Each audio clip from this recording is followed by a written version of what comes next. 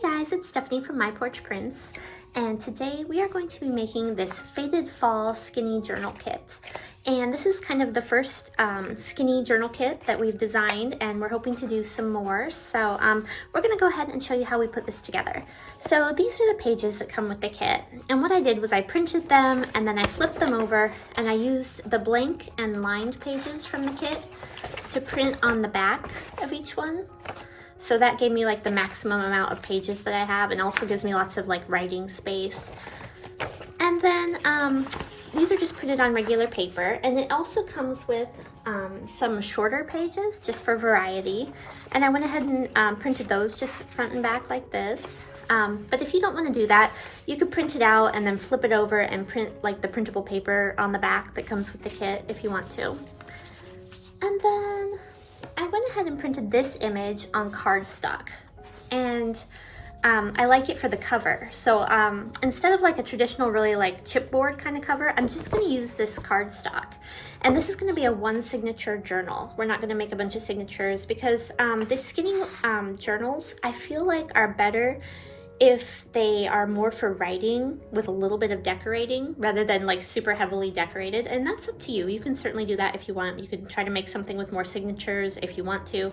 But for today, I'm just going to show you a simple way to make a one signature journal with a cardstock cover. And I went ahead and printed this image because I liked it for the cover. And then I flipped it over and printed a printable paper on the back. So I'm going to cut these edges off, and then we're going to put this together.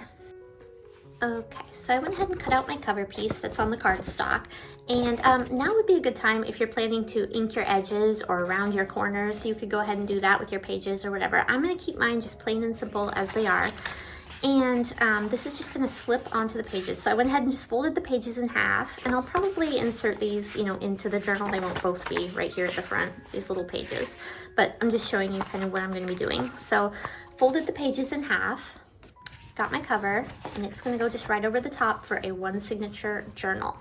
And we're going to need to punch some holes, and I'm going to do a pamphlet stitch, and I'll show you what that is in a minute if you don't already know.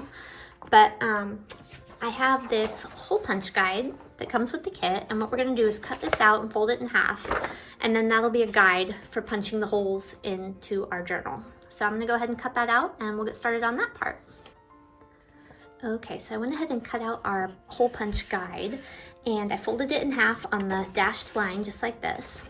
And now I'm going to go ahead and punch these holes out. And I've got my Crocodile Big Bite to do this, but if you don't have something like this, you can just use anything pointy, if you have an awl or a needle, or just, something like, let's see here, something like this. You can just punch your holes with that.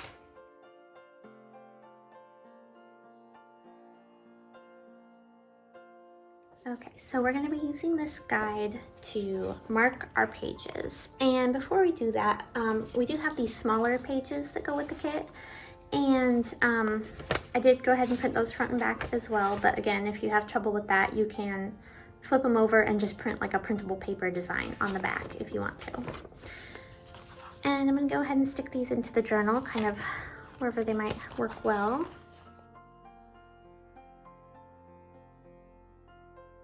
Okay, and what we're going to want to do is make sure that at least two of these circles catch these smaller pages. So I think they'll be fine, kind of just right in the center like that. So I'm going to go ahead and try to make sure I get them centered. Push this one up a little bit. And the reason for that is if they only catch one of these, then they won't get sewn in very well, and they may flop around when we try to open our book. Okay. Hopefully those will catch for us. And then what I'm going to do is just open to my center page. And there's no particular order to these. I just kind of chose whatever I wanted, and you can fold them, backwards or forwards. It doesn't really matter. Just kind of whatever you think looks nicest for your journal. And I'm going to go ahead and open to this center spread, and I'm going to clip these together, and then I'm going to punch my holes. So this is just slightly shorter than my pages, the way it printed. So I'm going to try to center it so I've got equal amounts of space up here and down here, so it's not, like way off center. I think I'll clip my pages first. Make sure they're all together, and then I'll clip this in. And then I'll just mark these holes and we can punch this out.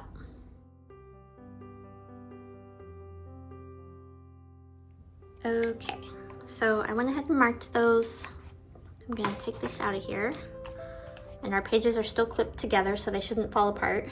And I'm gonna go ahead and punch these. You'll wanna be careful punching these. It's really easy to get off to one side. I would say just kind of do your best here. And again, you can use an awl or needle if you don't have a punch.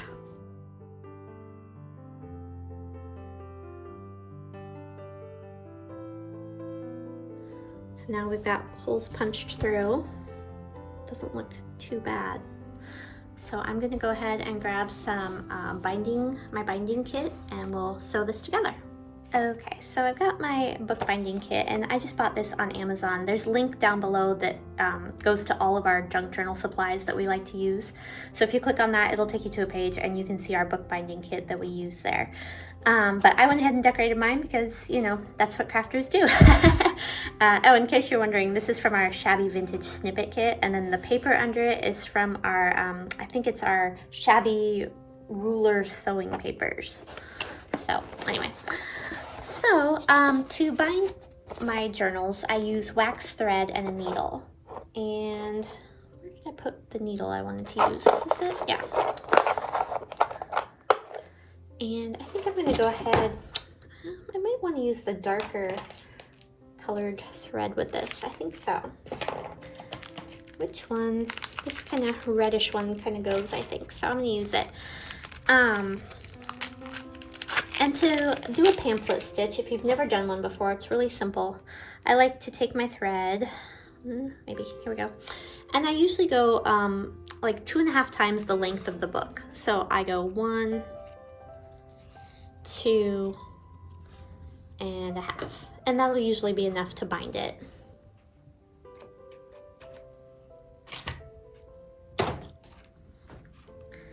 And then I'll go ahead and thread this through here. And again, this is wax thread that I'm using, but you might be able to use a different kind. I just always use the waxed. It's easier because it seems to work well, stay in place. And then what I do is leave a little bit of a tail here after I thread it through, and then I have this longer piece. And what we're gonna do, make sure you keep your pages clamped together so that the holes stay aligned. And we're just gonna go in from the back center hole, just like this. And then pull that through and leave a little bit of a tail. So about, you know, this long maybe. Enough that I can tie it off when we're finished. And then we're gonna go up through the top hole. Oops, don't get caught on the corner. And then we're gonna come back down to the bottom hole. We're going from the back side here. And then back out through the middle. And we do have tutorials on this, so if I'm going a little fast for you, you can check out our pamphlet stitch tutorials. All right, and then I'm just gonna go ahead and pull this through, maybe, and take my needle off. And what you wanna do is get your thread on either side of this long piece in the middle. So you have one tail on one side, one tail on the other side, and then you're gonna pull it nice and tight, and just double check that it's not loose on the other side. It's nice and tight.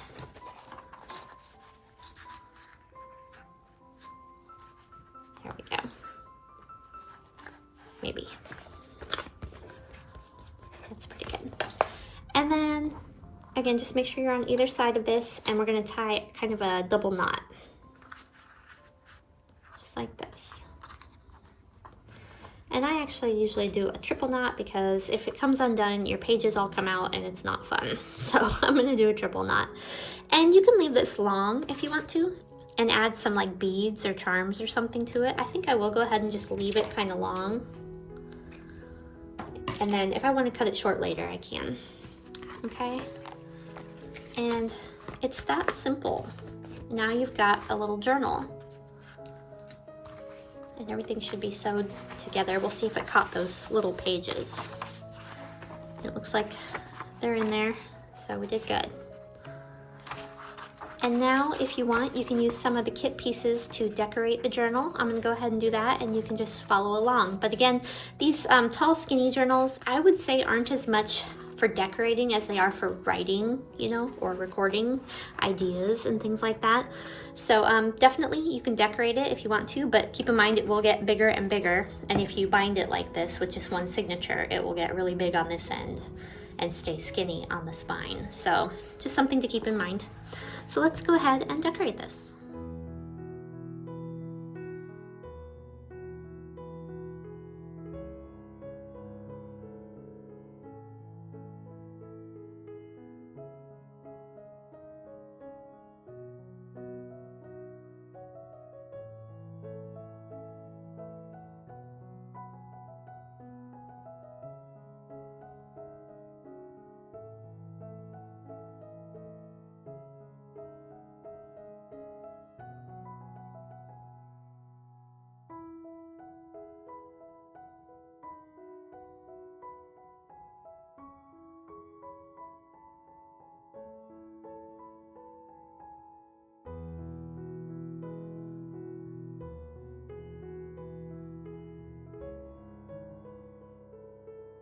These are layered pockets, so you glue around the sides and the bottom of each one, and you just layer them on top of each other however you want.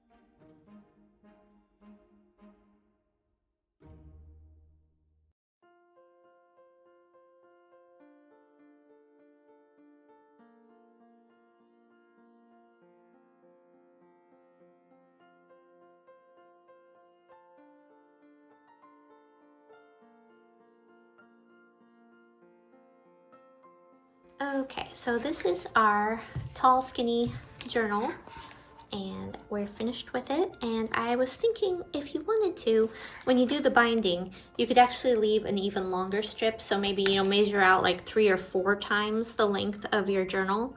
And then it would be long enough for you to tie around it to tie your journal closed. So just something to think about when you're binding. But of course, I didn't think about that until it was too late.